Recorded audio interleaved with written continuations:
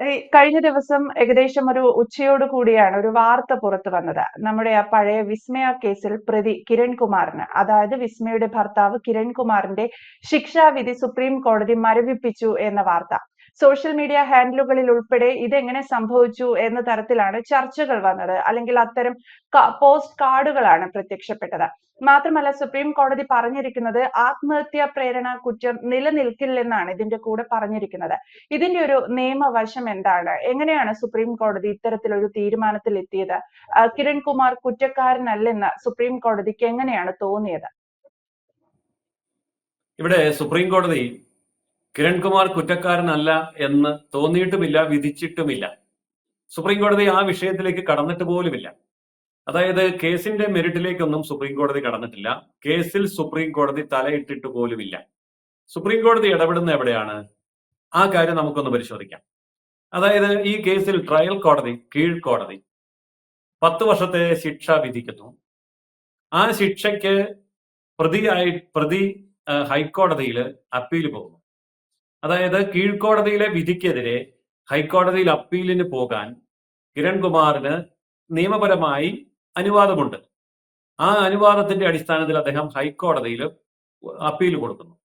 പക്ഷെ ഹൈക്കോടതിയിൽ അപ്പീൽ കൊടുത്തിട്ട് 4 വർഷം കഴിഞ്ഞു. ഈ 4 വർഷവും ഇദ്ദേഹം തടവിൽ കഴിയുകയാണ്. എന്നാൽ ഈ 4 വർഷമായി നീളുന്ന ഈ ഒരു വിചാരണയിൽ ഇദ്ദേഹത്തിന് കുറ്റക്കാരനാണെന്നും സ്ഥാപിച്ചിട്ടില്ല, അല്ലാന്നും സ്ഥാപിച്ചിട്ടില്ല. കുറ്റം ചെയ്തെന്നും പറയുന്നില്ല, ചെയ്തില്ല എന്നും പറയുന്നില്ല. അപ്പോൾ 4 വർഷം കടന്നു പോവുകയാണ്. ശിക്ഷാവിധിയുടെ 10 വർഷത്തിൽ 4 വർഷവും തടവിൽ കിടന്നുകൊണ്ട് അദ്ദേഹം ഈ പറയുന്ന അപ്പീൽ കൊടുത്തതിന് ശേഷം ഹൈക്കോടതിയിൽ നിയമ നടപടി നേരിടുമ്പോൾ അദ്ദേഹത്തിന് ജാമ്യം അനുവദിക്കണോ വേണ്ടയോ എന്നുള്ള കാര്യം, അതാണ്. ഇപ്പൊ പരോളുണ്ട്, പക്ഷെ ജാമ്യം അനുവദിക്കണോ വേണ്ടയോ എന്നുള്ള കാര്യം ഹൈക്കോടതിയും തീരുമാനം എടുക്കുന്നില്ല. അപ്പോഴാണ് അദ്ദേഹം സുപ്രീം കോടതിയെ സമീപിക്കുന്നത്. ഇവിടെ നമ്മളൊരു കാര്യം കാണേണ്ടത്, നിയമവും കോടതിയും ഒരിക്കലും ജനവികാരത്തിന്റെ ഒപ്പമായിരിക്കണം എന്നില്ല. ജനവികാരം എന്ന് പറയുന്നത് തന്നെ എന്താണ്? അത് ക്രിയേറ്റഡ് ആണ്. ഇപ്പൊ മാധ്യമങ്ങൾ എന്തു പറയുന്നു, മാധ്യമങ്ങളിൽ ഏത് കാര്യം ഹൈലൈറ്റ് ചെയ്യുന്നു, അത് സെൻസേഷണൽ ന്യൂസ് വിറ്റ് ജീവിക്കുന്നവരാണ് മാധ്യമങ്ങൾ. അപ്പോൾ ആ സെൻസേഷണലിസം കൊണ്ടുവരാൻ വേണ്ടി മാധ്യമങ്ങൾ എന്തൊക്കെ ചെയ്താലും കോടതികൾ അതിന് കീഴ്പ്പെടാൻ പാടില്ല. പക്ഷേ എന്നൊക്കെ പറഞ്ഞാൽ പോലും കോടതികളെ പോലും ഈ പറഞ്ഞ മീഡിയ സ്വാധീനിക്കുന്നുണ്ടെന്നുള്ളത് സത്യം. ജനവികാരം എന്ന് പറയുന്നത് കോടതികളെയും സ്വാധീനിക്കും എന്നുള്ളത് സത്യം. പക്ഷെ ഇവിടെ സുപ്രീം കോടതി ചോദിക്കുന്ന ഒരു ചോദ്യമുണ്ട്. എന്തുകൊണ്ടാണ് 4 വർഷമായിട്ടും ഈ കാര്യത്തിൽ ഹൈക്കോടതി ഒരു തീരുമാനത്തിൽ എത്താൻ കഴിയാത്തത്? അങ്ങനെ ചോദിക്കാൻ അടിസ്ഥാനപരമായ ഒരു പ്രമാണമുണ്ട്. അത് delayed justice is denied justice എന്നാണ്. അതായത് വൈകിക്കുന്ന നീതി നിഷേധിക്കപ്പെടുന്ന നീതി തന്നെയാണ്. അതായത് നീതി കൊടുക്കണം, പക്ഷെ അത് ഒരു കാലത്തും കൊടുക്കുന്നില്ല, തീരുമാനവും പറയുന്നില്ല, വലിച്ചു നീട്ടി കൊണ്ടുപോവാണ്. അങ്ങനെ ഏറ്റവും അവസാനം ഇദ്ദേഹത്തിന് നീതി കിട്ടിയെന്നിരിക്കട്ടെ. ഇപ്പൊ 10 വർഷം ഇദ്ദേഹം തടവിൽ കിടക്കാൻ വേണ്ടി കീഴ്ക്കോടതി വിധിച്ചു. എന്നിട്ട് 4 വർഷം തടവിൽ കിടന്നു. ഇപ്പോഴും ഇത് നമ്മുടെ അപ്പീൽ പെൻഡിങ്ങിലാണ്. അപ്പീൽ അവിടെ നിലനിൽക്കുക. 4 വർഷം ജയിലിൽ കിടന്നു. ഇനി 10 വർഷം ഇയാൾ ജയിലിൽ കിടന്നിട്ട് അവസാനം ഹൈക്കോടതി പറയാണ് ഇയാൾ നിരപരാധിയാണ്, വെറുതെ വിട്ടിരിക്കുന്നു. 10 വർഷം ശിക്ഷ അനുഭവിക്കുകയും ചെയ്തു, അവസാനം വെറുതെ വിട്ടു എന്ന് പറയുന്നതിൽ എന്താ അർത്ഥം? അതാണ് justice delayed is justice denied എന്ന് പറയുന്നത്. വൈകിക്കുന്ന നീതി നിഷേധിക്കുന്ന നീതിയാണ്. ഇത് ജുഡീഷ്യൽ സംവിധാനത്തിന്റെ തകരാറാണ്. ഈ തകരാറ് എന്ന് പറയുമ്പോൾ ജുഡീഷ്യറി ചെയ്ത കുറ്റമാണ് എന്ന് വരുന്നില്ല. ഇപ്പോൾ തന്നെ ഇന്ത്യൻ കോടതികളിൽ കെട്ടിക്കിടക്കുന്ന കേസുകൾ വിചാരണ ചെയ്ത് തീരണമെങ്കിൽ 1 നൂറ്റാണ്ട് കാലം പോരാ എന്ന് പറയാറുണ്ട്. അത് വെറുതെ പറയുന്നതല്ല, ശരിയാണ്. ഇന്ത്യൻ കോടതികളിൽ കെട്ടിക്കിടക്കുന്ന ലക്ഷക്കണക്കിന് കേസുകൾ മുഴുവൻ വിചാരണ ചെയ്ത് തീരണമെങ്കിൽ 1 നൂറ്റാണ്ടൊന്നും പോരാ. അതിനാണ്ടൊരു കണക്ക് പറഞ്ഞിട്ടുണ്ട്, 140 വർഷമെന്നോ മറ്റോ ഉണ്ട്. എന്ന് പറഞ്ഞാൽ ഈ വാദിയോ പ്രതിയോ ഒന്നും ജീവിച്ചിരിക്കുകയില്ല, അവരുടെ മക്കളും ജീവിച്ചിരിക്കുകയില്ല. ആ കാലത്തായിരിക്കും ഇത് പൂർണ്ണമാകുക. ഇതിങ്ങനെ പോകുന്നത് ശരിയല്ല, ഒരു കാലത്തും ശരിയല്ല. അപ്പൊ അതിനെന്ത് ചെയ്യണം? അതിന് ജുഡീഷ്യൽ സംവിധാനത്തിൽ മാറ്റം വരുത്തണം. നിയമം മാറ്റണമെന്നല്ല ഞാൻ പറഞ്ഞത്, മറിച്ച് ജനസംഖ്യ ഏറ്റവും കൂടുതലുള്ള ഒരു രാജ്യത്ത് ഏറ്റവും കൂടുതൽ ക്രൈം ഉണ്ടാവും.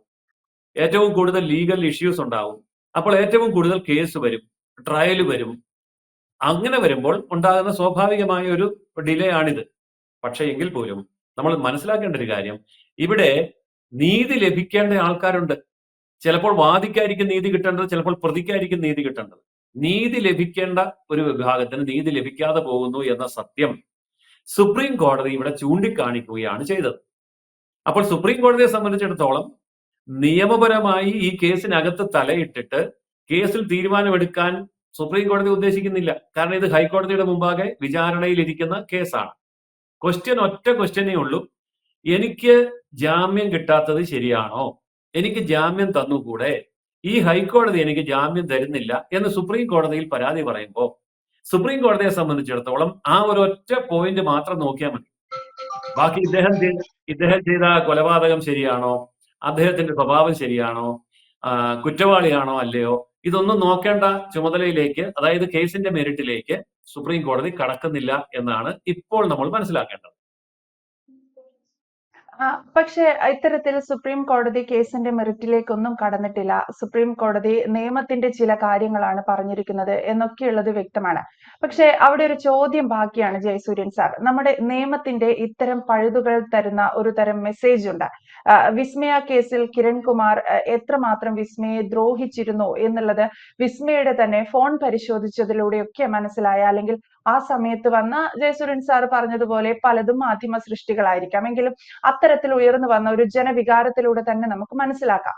അപ്പോൾ ഈ നിയമത്തിന്റെ പഴുതുകളും ജനവികാരവും എന്ന് പറയുന്നത് രണ്ടറ്റത്ത് നിൽക്കുന്ന ഒരു സംഗതിയാണോ?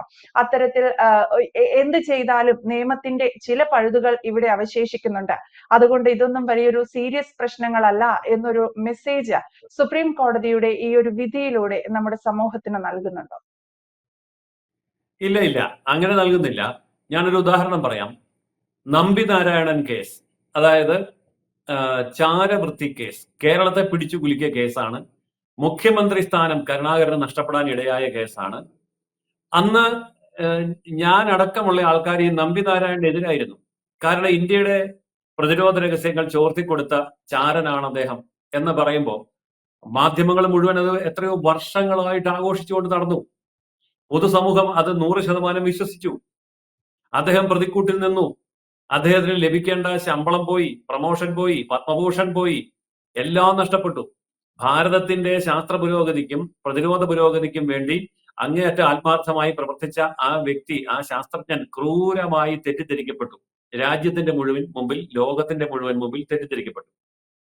പക്ഷേ ഒരു ഭാഗ്യം അദ്ദേഹത്തിന് കിട്ടിയത് അദ്ദേഹം ജീവിച്ചിരുന്നു എന്നുള്ളതാണ്.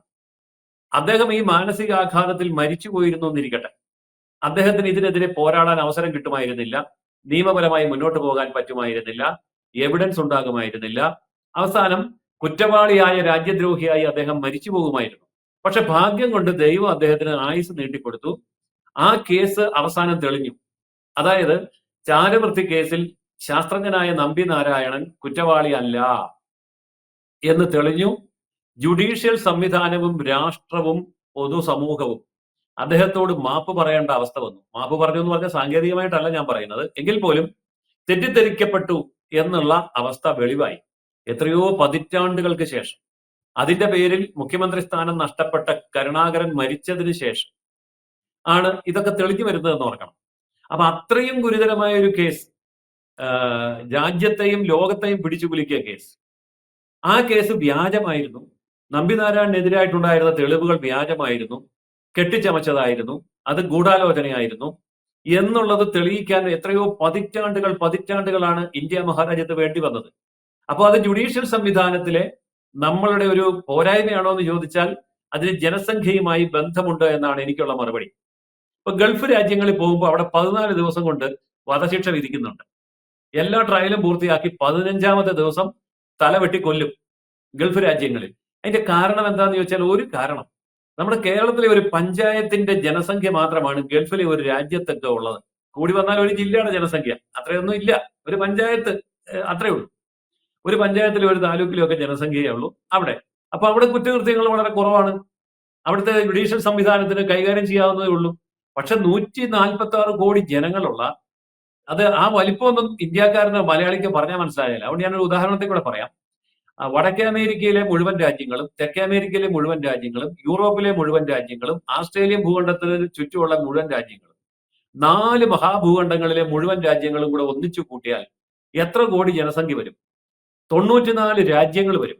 വടക്കേ അമേരിക്ക, തെക്കേ അമേരിക്ക, യൂറോപ്പ്, ആസ്ട്രേലിയ, അതിന് ചുറ്റുമുള്ള ദ്വീപ് സമൂഹങ്ങളെല്ലാം കൂടെ കൂട്ടിയാൽ 94 രാജ്യം വരും. ഈ 94 രാജ്യത്തെ ജനസംഖ്യ ഒന്നിച്ചു കൂട്ടിയാൽ പോലും ഒരു ഇന്ത്യൻ ജനസംഖ്യയുടെ ഒപ്പം വരുന്നില്ല. എന്ന് പറഞ്ഞാൽ ലോകത്തെ ആകെ ജനസംഖ്യയുടെ ഏതാണ്ട് 1/5 ഇന്ത്യയിലാണ്. അത്രയും വലിയ ജനസംഖ്യ പേറിക്കൊണ്ട് ഒരു ജുഡീഷ്യൽ സംവിധാനത്തെ കൊണ്ടുപോകുക എന്ന് പറഞ്ഞാൽ ഈ ഡിലേ എന്നൊക്കെ പറയുന്നത് സ്വാഭാവികമാണ്. പക്ഷെ ഇത് സ്പീഡിലാക്കിക്കൂടെ? തീർച്ചയായിട്ടും അതാണ് നമ്മൾ ചിന്തിക്കേണ്ടത്. അതായത് സ്പീഡിലാക്കണമെങ്കിൽ നമുക്ക് എത്ര കോടതികൾ വേണം, എത്ര ജഡ്ജിമാര് വേണം, നമ്മുടെ ജുഡീഷ്യൽ സിസ്റ്റത്തിൽ എത്ര സ്പീഡ് കൂട്ടണം, ഇതൊക്കെയാണ് ഈ അവസരത്തിൽ ചർച്ച ചെയ്യേണ്ടതും പരിഹരിക്കേണ്ടതുമായ വിഷയം. അതല്ലാതെ കോടതി അങ്ങനെ പറഞ്ഞത് ശരിയാണോ, ഇങ്ങനെ പറഞ്ഞത് ശരിയാണോ എന്ന് ചോദിച്ചാൽ 146 കോടി ജനങ്ങളുടെ കേസുകൾ എന്ന് പറയുമ്പോൾ തന്നെ എത്ര കോടി കേസ് വരും? എല്ലാവർക്കും ഒന്നും കേസില്ലെങ്കിലും ഉള്ളവർക്ക് അത് വെച്ച് നോക്കിയാൽ കോടിക്കണക്കിന് കേസ് വരും. ഈ കോടിക്കണക്കിന് കേസ് കൈകാര്യം ചെയ്യാൻ എത്ര ജഡ്ജിയുണ്ട്, എത്ര കോടതിയുണ്ട്, എത്ര സിസ്റ്റം അഡ്വാൻസ്ഡ് ആണ്? ഇതൊക്കെ നോക്കുമ്പോഴാണ് ഇതിന്റെ വസ്തുത മനസ്സിലാവുക. അതുകൊണ്ട് സുപ്രീം കോടതി പറഞ്ഞ കാര്യം മനുഷ്യത്വരഹിതമാണോ, അതല്ലെങ്കിൽ ശരിയാണോ, അല്ലെങ്കിൽ ഇപ്പൊ അങ്ങനെ പറയാവുന്നതാണോ, സുപ്രീം കോടതി പ്രതിയുടെ കൂടെയാണോ എന്നൊന്നും സംശയിക്കേണ്ട കാര്യമില്ല. നിയമപരമായുള്ള വസ്തുതകളെ വിലയിരുത്തിയിട്ടാണ് സുപ്രീം കോടതി അങ്ങനെ ഒരു തീരുമാനമെടുത്തത് എന്ന് മനസ്സിലാക്കുകയാണ് ശരി. എന്തായാലും ജയസൂര്യൻ സർ പറഞ്ഞതുപോലെ നമ്മുടെ രാജ്യത്ത് ജുഡീഷ്യൽ സിസ്റ്റത്തിനും അതിൻ്റെതായ ചില ഡിലേകൾ സംഭവിക്കുന്നു എന്നുള്ളതാണ്. മാക്സിമം വേഗത്തിലാക്കുക, ചില കേസുകൾ പരിഹരിക്കുക എന്നൊക്കെയുള്ളതാണ് ഈ ഒരു ജുഡീഷ്യറി സിസ്റ്റത്തിന്റെ ഭാഗമായി നമ്മുടെ നാട്ടിലെ ജനങ്ങൾക്ക് ചെയ്തു കൊടുക്കാൻ സാധിക്കുന്നത്.